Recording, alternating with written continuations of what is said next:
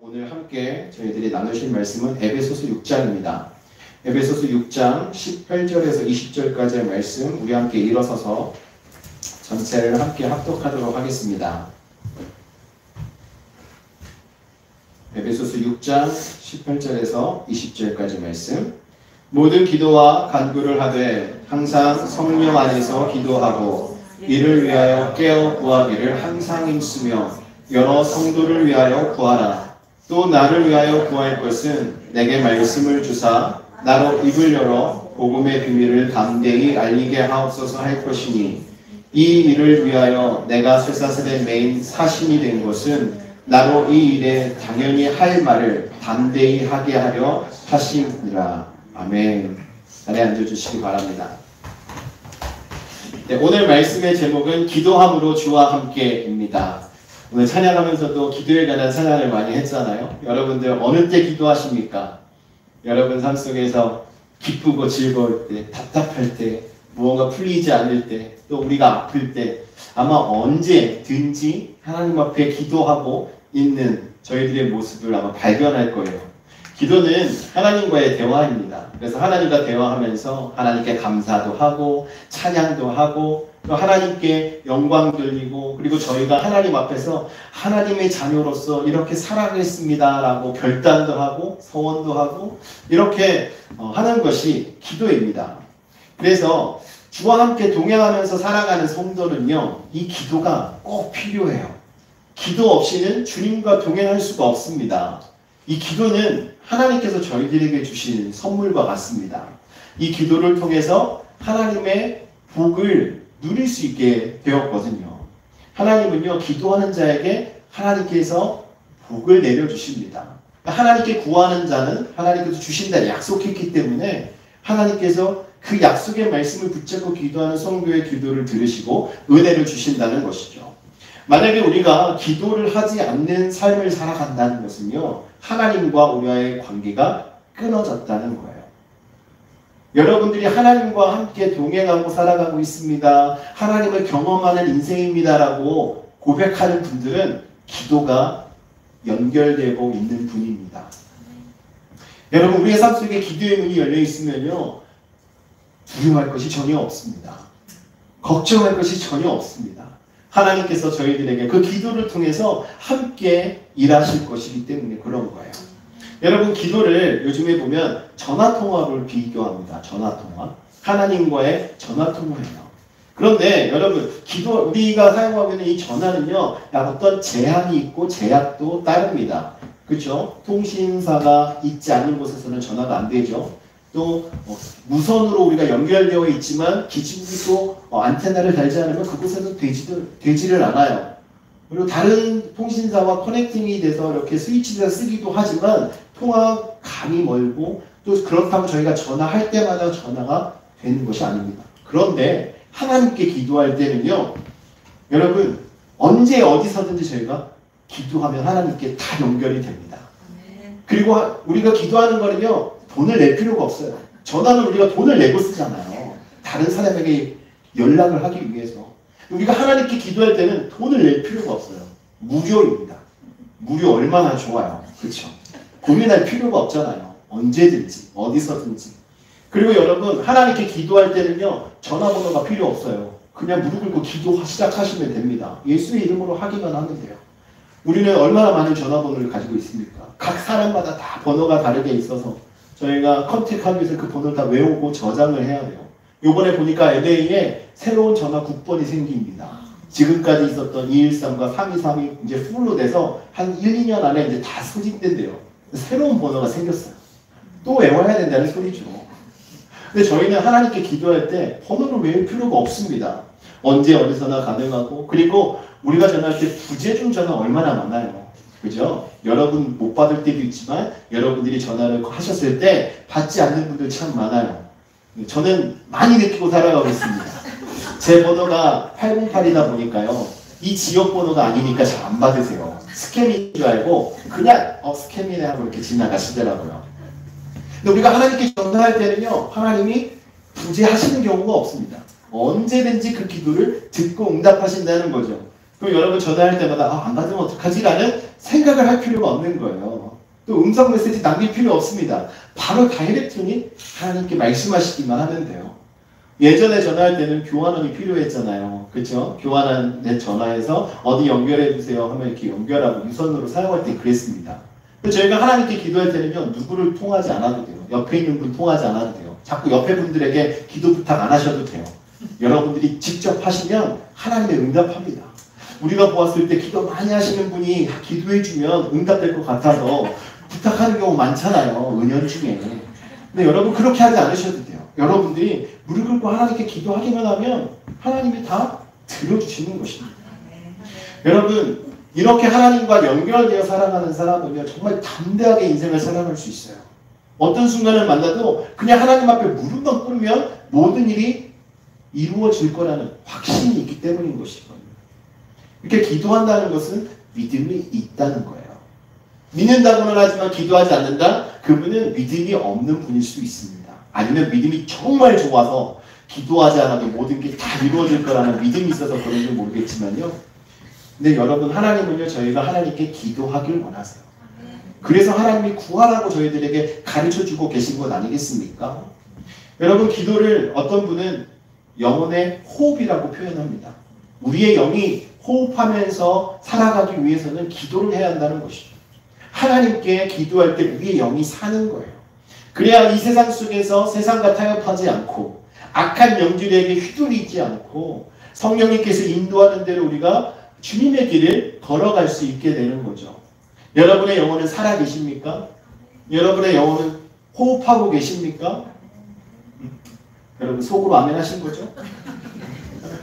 여러분 저희는 기도해야 돼요. 기도가 멈춰지면 저희가 인생을 살아갈 수가 없습니다. 이 세상은요, 저희들을 넘어뜨리려고 아주 작정을 한 세력들로 가득 차 있습니다. 오늘은 친구 같았는데 내일 돌아서서 보면 우리의 적이 될 수도 있어요. 주님의 인도를 받지 않고 하나님 앞에 온전히 계시지 않으면 이런 일들이 저희들에게 일어날 수 있다는 것이죠. 여러분 기도할 때 우리가 육에 속한 자가 아니라 영에 속한 자로서 인생을 살아가게 되는 거예요. 그래서 이 기도는 우리의 삶에 큰 영향을 끼칩니다.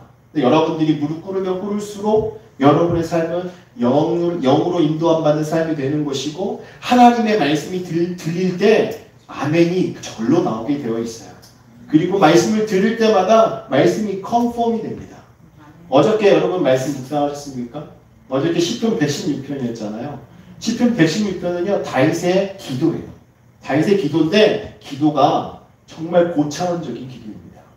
여러분 저희 아이가 그러더라고요. 이 기도를 보고 무엇을 느꼈니 그랬더니 우리는 기도할 때 매일 하나님께 뭘 주세요 이렇습니다. 이렇게 살아가고 있는데 하나님 도와주세요 라고만 기도하는데 그 다윗은요 도와주세요 하지 않았어요. 기도 시작부터 하나님께서 지금까지 저의 기도를 응답하셨기 때문에 저는 기도를 쉬지 않겠습니다. 믿음이 있었어요. 하나님이 응답하시니까 믿고 구하는 거예요. 그래서 하나님을 찬양하는 기도를 합니다. 어려운 중에 내가 수렁에 빠졌을 때 원수의 공격을 당할 때 나를 건지신 하나님, 하나님께서 그렇게 해주실 줄 믿습니다. 이렇게 기도를 하더라고요. 여러분 우리의 기도가 이렇게 바뀌어야 하는 거예요. 사랑하는 성도 여러분, 이런 기도를 하면서 주님과 함께 살아간다면 우리의 인생은 어떨까요? 정말 엑사이팅하지 않을까요? 내일이 기대되지 않겠습니까? 지금 저희 교회도 기대하고 있는 일들이 많이 있잖아요. 하나님이 많은 일을 저희들과 함께 해주실 줄 믿습니다. 우리가 믿음으로 주님 앞에 선다면, 기도로 주와 함께 살아간다면 하나님께서 저희를 통해서 이루실 모든 일들을 우리가 함께 경험할 줄 믿습니다. 여러분 그렇다면 우리가 기도함으로 주와 함께 하는 생활은 어떤 생활일까? 오늘 말씀을 통해서 나누려고 합니다. 어떻게 보면 너무나도 여러분들 말씀만 집중해서 읽으시면 무엇을 말하는구나 라고 아실 수 있을 거예요. 주와 함께 하는 생활은요, 첫 번째로 항상 기도하며 간구하는 거예요. 항상 기도하며 간구하는 삶. 18절에 보면 모든 기도와 간구로 하되 라고 되어 있습니다. 기도에는 많은 형태의 기도가 있어요. 개인 기도가 있고 합심 기도가 있고 또 통성 기도가 있고 묵상 기도가 있고 또 새벽 기도가 있고 또 밤에 기도하시는 분이 있고 철야로 기도하시는 분이 있습니다. 또 여러분들이 원하는 시간을 정해놓고 기도하는 분들이 있습니다. 여러분 어떤 기도든 다 좋습니다. 여러분들이 하나님 앞에 기도를 할 때 여러분들은 삶 속에서 기도가 끊이지 않도록 항상 구해야 한다는 거예요. 대부분 사람들이 이런 경우가 많죠. 인생이 편안하면 기도의 시간이 줄어들어 갑니다. 너무나도 평안하니까. 그러다가 어려운 일을 만나면 기도의 시간이 늘어납니다. 여러분 일관성이 있어야 돼요. 하나님 앞에서 항상 일관성이 있어야 합니다. 이렇게 항상 기도하고 모든 기도로 하나님께 간구하는 기도는요 아주 간절한 기도예요. 간절하게 하나님께 기도해야 하는 것입니다. 기도를 해도 되는 것이고 하지 않아도 되는 거라고 생각하고 있으면 그것은 잘못된 거예요. 우리가 주님 앞에 간절하게 집중해서 기도할 때 역사는 일어나는 것입니다. 얼마 전에 저 아는 목사님께서 카톡 메시지를 보내주셨는데요. 붓글씨를 이렇게 쓰시거든요. 근데 거기에 뭐라고 써 있었냐면 기도 만능. 기도는 모든 것을 할 수 있다. 그렇습니다. 기도는요 모든 것을 할 수 있어요. 여러분들이 간절하게 주님 앞에 모든 것을 내려놓고 기도하면 응답됩니다. 사자성어 중에 이런 말이 있어요. 정신일도 하사불성. 이 말이 뭐냐면 정신을 하나로 모으면 못할 일이 없다라는 말이에요. 이 말을 성경적으로 적용하자면 하나님 앞에 우리의 마음을 다해서 집중해서 간절히 기도하면 우리가 못할 일이 없다라는 것이죠. 내게 능력 주시는 자의 안에서 우리가 능치 못함이 없음을 고백하고 있지 않습니까? 여러분 기도를 통해서 그렇게 할 수 있는 거예요. 여러분 어떤 분들은 기도 저는 잘 못하겠어요. 무릎 꿇어도 1분, 2분 기도하면 할 말이 없어요. 그리고 다른 분들 보니까 정말 기도를 너무나도 듣기 좋게 성경적으로 성경을 인용하면서 기도하는 거 보니까 너무 잘하시던데 저는 그렇게 못해요 라고 말하는 분들 계신데요. 여러분 기도할 때 그런 미사여구가 중요한 것이 아닙니다. 좋은 문장을 쓰지 않아도 돼요. 근데 여러분들 있는 그대로를 하나님께 아뢰시면 됩니다. 기도에는 법이 없어요. 예수님께서 저희들에게 기도의 모범을 보여주셨잖아요. 그 주기도문을 따라서 우리가 하나님께 기도하면 되는 거예요. 그렇다고 그 내용을 그냥 계속 리피트해서 외우라는 말이 아닙니다. 주님께서 기도하실 때 하나님께 감사했고 하나님을 찬양했고 그러면서 자신의 삶 속에 있는 감사를 드렸고 또 이웃들과의 관계 속에서의 기도를 드렸고 또 모든 나라와 민족을 교회를 품고 기도했던 그 기도를 따라서 우리는 기도하면 되는 거예요. 여러분 왜 많은 분들이 기도를 하는데 응답이 없습니까? 그것은 간절함이 없어서 그래요. 기도를 해도 이 기도가 응답되지 않으면 안 된다라는 그 믿음을 가지고 하나님께서 이 기도를 들으시면 응답할 거라는 믿음을 가지고 기도하고 있지 않기 때문에 응답이 더디 되는 것입니다. 하나님은 정말 아름다운 미사여구를 포함해서 또 성경 지식을 동원해서 기도하는 것을 기뻐하시지 않으세요. 물론 기뻐하실 수도 있겠죠. 하지만 그거보다 더 기뻐하는 기도는 간절히 하나님 앞에 마음을 놓고 기도하는 기도입니다. 여러분 학생이 최선을 다해서 공부하면 누가 기뻐합니까? 부모님들이 기뻐해요. 그렇죠? 또 직원이 최선을 다해서 일을 하면 사장님들이 기뻐하죠. 우리 직원들이 일을 열심히 잘해주니까.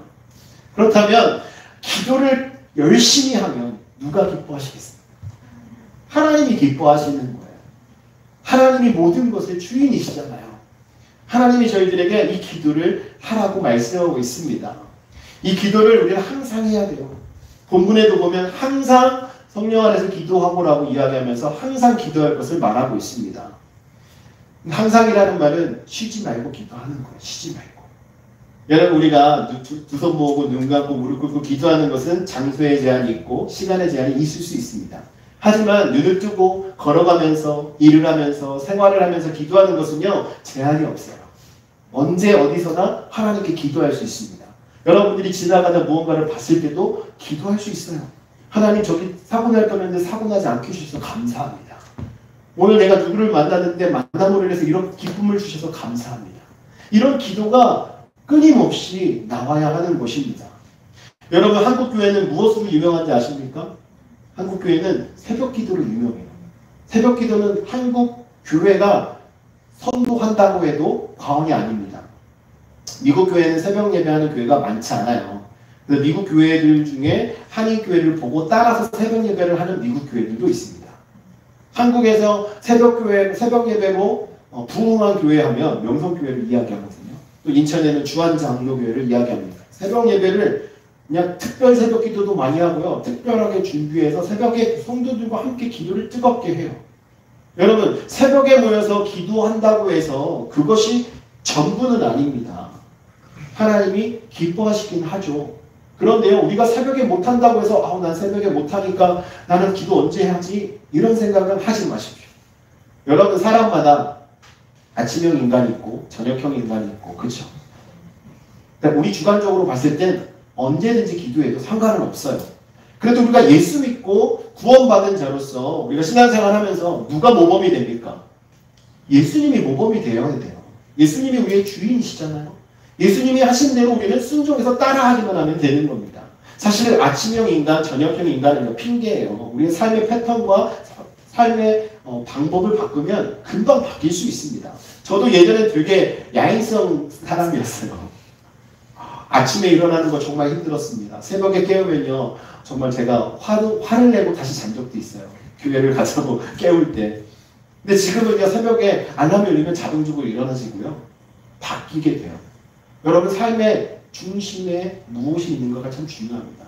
하나님을 중심으로 살아가는 모든 분들은요, 정말 기도에 힘쓰는 분들이 되는 거예요. 새벽에 하시든, 저녁에 하시든, 또 낮에 일하다 중간에 하시든, 아니면 식사 전에 운전하면서 사람을 만나면서 여러분 이런 기도의 모습이 주와 함께 살아가는 성도의 기도하는 모습입니다.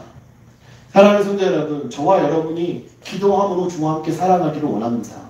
여러분 언제든지 항상 하나님께 기도하는 자가 되십시오. 그리고 여러분들 할 수 있는 방법을 다 동원해서 하나님께 기도하는 성도가 되기를 원합니다. 이러한 기도를 드리면 하나님께서 여러분들에게 바로바로 응답해 주실 거예요. 여러분, 응답하는 때가 우리가 생각했을 때는 바로가 아닐 것 같지만 하나님이 저희들을 보시고 응답하시는 그때가 바로 제일 빠른 때예요. 여러분, 그것을 믿으시고 정말 항상 기도하시기를 바라요. 아멘이십니까? 아멘. 두 번째는요, 우리가 기도할 때 성령 안에서 기도해야 합니다. 때로는 우리가 기도할 때 보면 육적으로 기도할 때 있어요. 그냥 내 상황 때문에 답답해서 막 하소연하듯이, 또 내가 뭔가 이루고 싶은데 이루어지지 않아서 그냥 하나님께 떼쓰듯이 이렇게 기도할 때도 분명히 있습니다. 그런데 우리가 가져야 될 자세는요, 기도의 자세는 성령으로 기도해야 합니다. 18절 말씀에 모든 기도와 간구로 하되 항상 성령 안에서 기도하고, 우리가 항상 기도해야 되는데 그 기도를 성령 안에서 해야 합니다. 기도하고 싶은 마음은 있지만 기도하는 시간과 장소를 만들기가 쉽지가 않아요. 그렇죠? 또 회사에서 기도한다는 것이 어떤 회사에서는 쉽게 이루어질 수 있지만 어떤 회사에서는 참 어렵습니다. 이렇게 기도하기 힘든 상황 속에 살아가면서 저희들이 기도할 수 있는 가장 좋은 방법이 바로 성령 안에서 기도하는 거예요. 성령으로. 우리 안에서 정말 깊은 곳에서 우러나오는 내면의 그러한 기도를 성령 안에 있을 때 우리가 할 수 있는 것입니다. 성령 안에서 기도한다는 말을 어떤 분들은 흔히 오해하는 경우도 있어요. 성령 안에서 기도하라고 하니까 나는 방언을 못하는데. 그렇죠? 근데 여러분, 방언은 성령의 은사 중에 한 가지입니다. 그렇죠? 하지만 성령 안에서 기도한다고 해서 꼭 방언으로 기도하라는 법은 없어요. 우리가 하나님 앞에 방언으로 기도하지 못하더라도 우리의 마음을 다해서 우리 안에 계시는, 우리 안에 내주하시는 성령님의 인도하심을 따라 하나님 앞에 간절히 기도하는 것. 그것이 성령 안에서 하는 기도입니다. 그러니까 여러분, 방언 기도를 못한다고 위축되실 필요 없고요. 방언 기도를 한다고 해서 사람들 앞에서 자랑하듯이 기도할 필요가 없는 거예요. 은사는 저마다 하나님께서 그 사람의 탤런트에 따라 맞게 주시기 때문에 그렇습니다. 기도의 생명은 성령의 도우심을 받고 기도하는가, 거기에 달려 있습니다. 소리를 크게 내는 것이 문제가 아니에요. 여러분 정말 기도할 힘이 없을 때 있지 않습니까? 시편 기자가 고백할 때 수렁에서 신음 가운데 계실 때 하나님께서 응답하셨음을 이야기합니다. 신음소리 여러분 들리겠습니까? 힘들고 어려울 때 정말 아무 소리도 안 나요. 그냥 나만 들릴 수 있는 소리일 수 있어요. 하지만 그 소리도 하나님께서 들으신다는 것입니다. 여러분 성령의 도우심을 받는 기도는 길고 짧음의 문제가 아니에요. 여러분 어떤 분들은 기도를 길게 하면 좋은 것으로 생각하는데 그렇지 않습니다.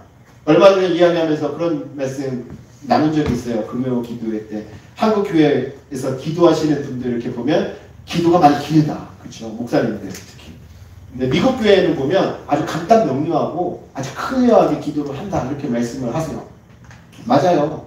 여러분 길게 하든 짧게 하든 클리어하게 하든 정확하게 하든 가장 중요한 건 성령 안에서 기도하느냐입니다. 여러분 아무리 길게 기도해도요 성령 안에서 기도하지 않으면 소용이 없습니다. 여러분 아무리 짧게 기도해도 성령 안에서 기도하면 역사하는 힘이 큼을 믿으시기 바랍니다. 예수님께서 십자가에서 하나님께 기도하셨을 때 길게 기도하셨나요? 아니에요. 예수님께서 하나님께 기도할 때 저들의 죄를 용서하여 주옵소서 이렇게 말씀하셨잖아요. 또 여러 가지 내용들도요 그렇게 길지 않아요. 여러분 기도할 시간이 없어서 못해요 라는 핑계를 대지 마십시오. 성령 안에 계시면 1초를 기도해도 10초를 기도해도 그 기도를 통해서 하나님과 연결되는 것입니다. 사랑하는 성도 여러분, 성령 안에서 기도하는 것은 결코 사람의 생각으로 하는 기도가 아닙니다. 대부분 우리 기도를 할 때 내 뜻을 나타내려고 하고 내 주장을 펴려고 할 때가 있지는 않으십니까? 여러분 그런 기도는요 우리의 육적인 기도예요. 성령님께서 우리 안에 계시면서 성령이 인도하시는 대로 순종하는 기도는요 우리의 육신적인 모든 것을 내려놓고 주님께서 저희에게 주시는 감동을 따라 기도하게 되는 것입니다.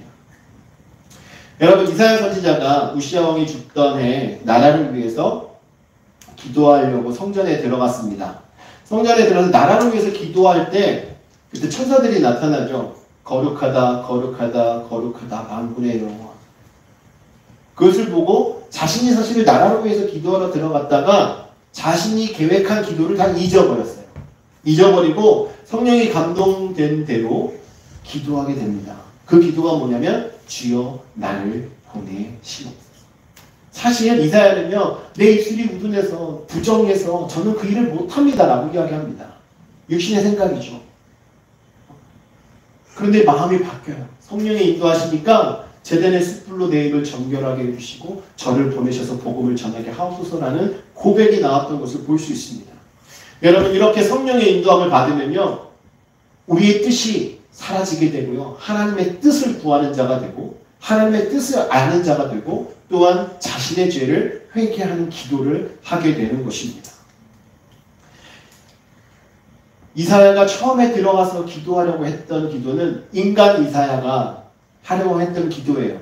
그런데 그 생각이 다 사라지고 이제는 성령의 인도함 받는 이사야가 기도하고 있는 것입니다. 여러분 성령의 인도함을 받으면 어떤 형식에 매여서 기도하는 기도가 아니에요.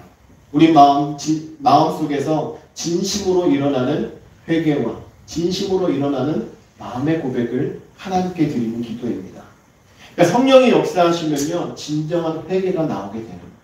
진정한 회개가 이루어지고 난 이후에는요 하나님 아버지의 마음을 깨닫고 하나님께서 원하시는 성령님께서 저희들에게 말씀하시는 것을 따라 기도하는 기도자가 되는 줄 믿으시기 바랍니다. 여러분 탕자가 아버지 집에 돌아오면서 뭐라고 고백합니까? 자신의 죄를 용서해달라고 고백하지 않습니까? 내가 이제 아버지를 아버지라 부를 수 없습니다 라고 이야기하면서 자신의 죄를 용서해달라고 이야기합니다. 여러분 그런 용서, 그런 회개는요 그냥 나오는 것이 아니에요. 다윗의 회개도 마찬가지입니다. 바세바를 범한 이후에 다윗이 하나님께 드렸던 회개는요 성령의 인도함을 받으며 구했던 회개예요. 시편 51편 10절 11절 말씀을 보시면 이렇게 고백합니다. 하나님이여 내 속에 정한 마음을 창조하시고 내 안에 정직한 영을 새롭게 하소서. 나를 주 앞에서 쫓아내지 마시며 주의 성령을 내게서 거두지 마소서라고 고백합니다.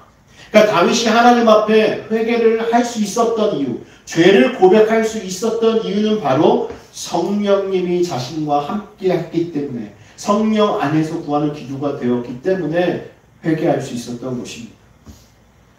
그리고 성령 안에서 기도하는 것은 하나님과 교통하는 기도예요. 하나님과 통하는 기도. 하나님과 우리와의 사이는 얼마나 멉니까?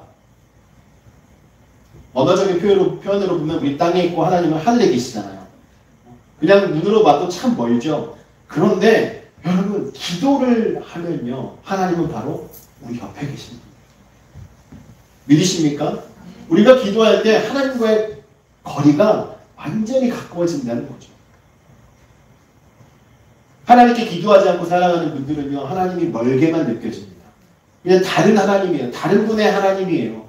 자신의 하나님이 아닌 거예요. 여러분, 성령의 인도함을 받으며 기도하면요, 멀게 느껴졌던 그 하나님이 어느새 우리와 함께 동행하고 계심을 우리가 느끼게 된다는 거죠. 사랑하는 성도 여러분, 여러분 성령을 사모하십시오. 성령 충만한 인생이 되십시오. 성령 안에서 여러분들이 기도할 때 하나님을 경험하게 되고, 하나님께서 여러분들의 속에서 여러분들의 죄를 토하게 하시며 여러분의 삶을 하나님의 기쁨의 그 삶으로 인도하심을 경험하게 될 줄 믿습니다. 또한 하나님과 교통함을 느끼는 그 순간 여러분 얼마나 기쁜지 아십니까? 하나님께서 저희들에게 주시는 그 기쁨은 말로 표현할 수가 없습니다. 여러분, 기도하는 자만 맛볼 수 있는 거예요. 궁금하시면 오늘부터 하나님께 성령 안에서 기도하는 자가 되십시오. 그러면 여러분 매 순간 느끼게 될 겁니다. 여러분 그 맛을 느끼면요, 정말 포기하지 못해요. 여러분 좋아하는 음식들 포기 못하잖아요. 그렇죠? 맛집 찾아가면서도 드시지 않습니까? 맛있으니까. 포기하고 싶지 않으니까. 여러분, 하나님께서 일하심을 맛보시게 되면요, 결코 포기할 수 없어요. 이 모든 것은 성령 안에서 기도할 때 경험할 수 있는 것입니다. 여러분, 그리고 세 번째로 이 말씀을 통해서 저희가 기도함으로 주와 함께 살아가는 자들은 다른 사람들을 위해서 기도합니다. 우리가 흔히 중보 기도라고 이야기하잖아요. intercession, prayer. 이 intercession이라는 말은요, 사람과 하나님 그 사이에 끼어 들어간다는 말이에요. 그러니까 하나님과 사람 사이에서 우리가 그 브리지 역할을 하면서 기도한다는 것이죠. 바울이 에베소 교회 성도들에게 자신을 위한 기도를 지금 부탁합니다. 사실 자신을 위한 기도를 부탁하기 이전에 성도를 위해서 기도하라고 먼저 이야기를 해요. 18절 하반절 말씀에 보면 이를 위하여 깨어 구하기를 항상 힘쓰며 여러 성도를 위하여 구하라. 여러 성도들을 위해서 구해라. 이 말은 함께 신앙생활하고 있는 성도들을 위해서 함께 기도하라고 가르쳐주고 있는 건 아니겠습니까?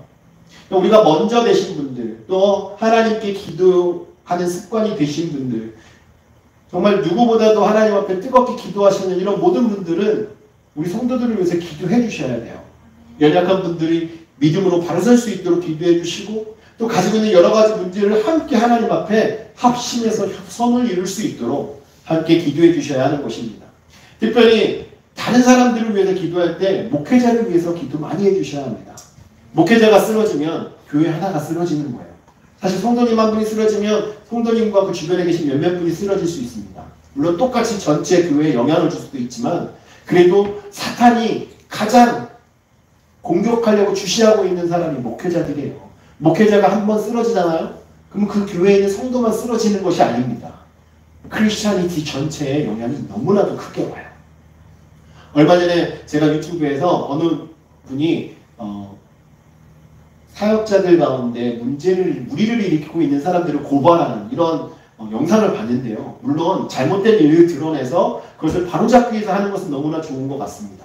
그런데 그 영상을 보는 넌 크리스천들은 아마도 그것을 보고 바뀌어가는 교회의 모습을 생각하는 것이 아니라 역시 너희들도 우리가 다를 바가 없구나 라고 이야기하지 않겠습니까? 그냥 평신도가 아니라 사역자들이 넘어지면 그렇게 되는 거예요. 여러분, 사도 바울이 오늘 말씀 속에서 왜 자신을 위해서 기도하라고 합니까? 19절에 보면 또 나를 위하여 구할 것은 내게 말씀을 주사 나로 입을 열어 복음의 비밀을 담대히 알리게 하옵소서. 이렇게 기도를 부탁하고 있어요. 사도 바울이 지금은 감옥에 갇혀 있지만 그럼에도 불구하고 복음을 전하는 일을 담대하게 할 수 있도록 기도하라는 것입니다. 여러분, 여러분들도 목회자를 위해서 기도할 때 담대하게 복음을 선포할 수 있도록 기도해 주셔야 돼요. 여러분, 성도님 중에 이런 분들이 있어요. 교회 가도 은혜가 안 돼. 말씀을 들어도 은혜가 안 되라고 말씀하시는 분들 있잖아요. 말씀의 은혜가 되도록 목회자들을 위해서 기도하셔야 합니다. 목회자의 부족함일 수도 있고 듣는 분의 부족함일 수도 있겠지만 여러분, 말씀을 선포할 때 목회자가 담대하게 선포하면요, 성령님이 역사하십니다. 여러분, 그렇게 되도록 우리가 함께 기도해야 돼요. 교회에서 선포되는 말씀을 통해서 죽어가는 영혼을 살리고 또 이 자리에 와서 말씀을 듣는 성도들의 영이 살아나면요, 그로 인해서 부흥의 역사가 일어나는 것입니다. 여러분, 성경에서 보면 중보기도를 할 때 다른 사람, 우리 이웃들을 위해서 기도하고 또 목회자를 위해서 기도하고 나라와 민족을 위해서 기도하고 또 정치하는 분들을 위해서 기도하는 이런 모습들을 성경에 통해서 볼 수 있습니다. 이러한 기도를 통해서 일어난 일들을 보면 변화예요. 변화. 그죠? 누군가를 위해서 기도하면 그 안에 변화가 일어납니다.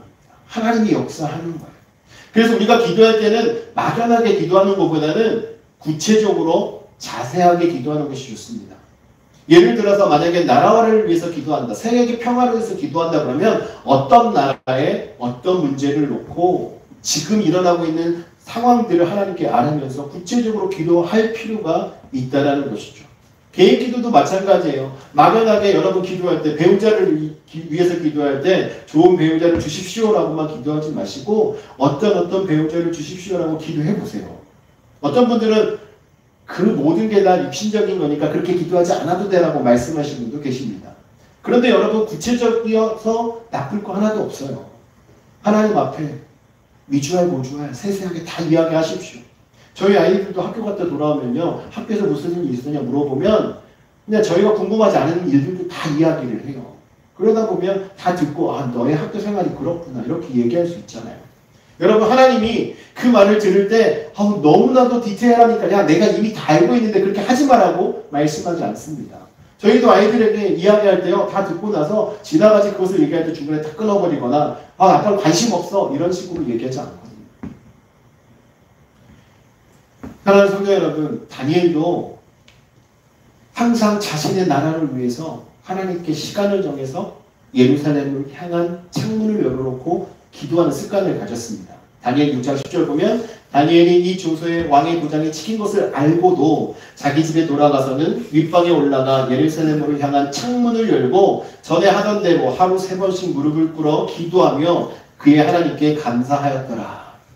여러분, 다니엘은요, 기도하는 것을 멈추지 않았던 사람입니다. 자신의 민족을 위해서, 나라를 위해서 예루살렘으로 향한 창을 열어놓고 기도하고 있습니다. 여러분, 예루살렘으로 향해 창을 열고 기도했다라는 것은 상징적인 의미가 있습니다. 그리스도인들은요, 기도를 세계를 향해서 열어놓고 해야 한다는 거예요. 그러니까 기도를 할 때 난 누구를 위해서는 기도해주고 누구를 위해서는 안 할 거야 라고 제한할 필요가 없다는 거죠. 모든 영혼들을 위해서 기도할 수 있도록 마음의 문을 열어놓으셔야 합니다. 그래서 저희가 기도할 때도 기도 제목을 받아서 다른 분들, 저희가 모르는 분들을 위해서도 함께 기도하고 있는 이유가 여기 있는 거예요. 여러분, 우리의 기도가 열려 있어야 그 기도를 통해서 하나님이 일하시게 되는 겁니다. 이러한 기도를 사탄이 제일 무서워하고 제일 싫어해요. 기도를 통해서 하나님을 경험하고 하나님의 역사를 체험한 분들이 믿음을 갖고 신앙생활하는 일들이 일어나잖아요. 사탄이 제일 싫어하는 일입니다. 그래서 더욱더 우리는 품고 기도해야 하는 거예요. 그 여러분들 기도 제목 있을 때 서스럼 없이 주변에 계신 분들께 기도 요청을 하셔야 합니다. 우리가 함께 합심해서 기도할 때 하나님께서 일하시는 것이 크기 때문에 그래요. 그리고 마지막으로 우리가 기도했다면 전도해야 돼요. 전도. 기도로 주와 함께 살아가는 사람, 기도하는 사람은 전도하게 되어 있습니다. 기도함으로 뜨거운 그 마음 가지고 세상에 나가서 무엇을 하겠어요? 복음을 전하는 거예요. 사도 바울이 자신을 위해서 기도 부탁하면서 담대하게 복음을 전할 수 있도록 이렇게 기도해달라고 말씀하고 있잖아요. 결국 이 부탁을 통해서 알 수 있는 것은 우리 모든 기도의 초점은 하나님 나라. 우리의 기도의 초점은 하나님이라는 거예요. 그래서 복음을 전해서 하나님의 나라가 확장되는 일에 우리가 쓰임받을 수 있도록 기도해야 한다는 것입니다. 하나님이 가장 기뻐하시는 것, 그것은 영원히 예수님을 믿고 구원받는 거예요. 영원 구원. 죄인들이 주님 앞에 돌아올 때 주님이 가장 기뻐하시는 믿으십니까? 오순절날 성령의 강림을 체험했던 초대교회 성도들이 기도해서 뜨거운 그 마음을 가지고 나가서 했던 일이 바로 복음을 전하는 거였습니다. 복음을 전하여서 그로 인하여서 세례를 받는 사람들이 하루에도 수천 명씩 나타나게 되고 예수 그리스도를 구주로 영접하는 사건들이 일어났습니다. 사랑하는 성도 여러분, 기도가 복음 전파하는데 얼마나 필요한지 여러분 느껴지시죠? 정말 저희가 기도 없이는 아무것도 할 수 없습니다. 기도할 때 이러한 역사가 일어나는 복음이 전파되고 교회가 세워지고 영원히 살아나고 기도함으로 모든 것이 이루어짐을 믿으시기 바랍니다.